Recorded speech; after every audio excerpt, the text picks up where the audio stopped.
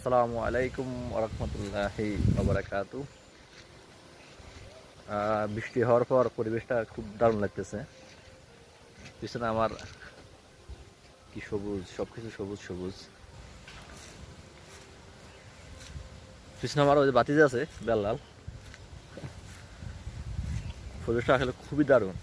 বিকেলবেলা এখন সময় প্রায় 5টা 15 বাজতেছে। ওদেরটা খুব ভালো লাগতেছে, যে আসলে মনে হয় কক্সবাজার ঘুরেও এরকম ফিলিংসটা আসবে না।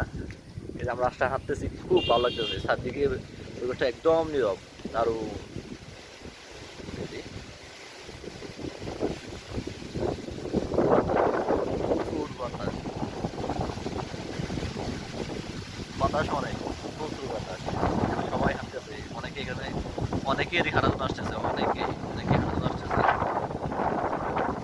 বাতাসটা আমার গায়ে খুব ঠান্ডা লাগতেছে, যদিও আমি হাফ একটা শার্ট গায়ে দিছি। দারুণ। এই যে পিছন দিকে অনেক, পিছনেও ওইটা অনেক লাগতেছে, ভালো লাগতেছে। সবকিছু সবুজ। বৃষ্টি হওয়ার পর আসলে যা হয় আর কি, দারুণ দারুণ পরিবেশ।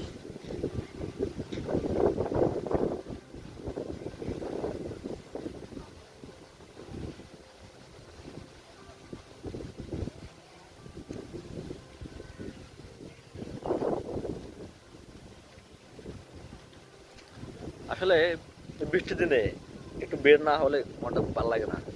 যে আসলে বের হওয়া দরকার। আমরা সবাই বৃষ্টি হলে ঘরে বসে থাকি, ঘরে বসে মুভি দেখি। তথ্যপ্রযুক্তির এই যুগে তো সবাই অনলাইনে ব্যস্ত, যে আসলে প্রকৃতিটাকে প্রকৃতিটাকে ফিল করা হয় না, এনজয় করা হয় না।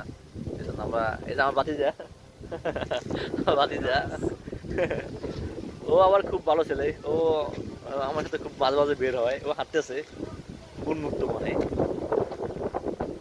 আসলে যে বৃষ্টি এখানে হাঁটতে খুব ভালো লাগে।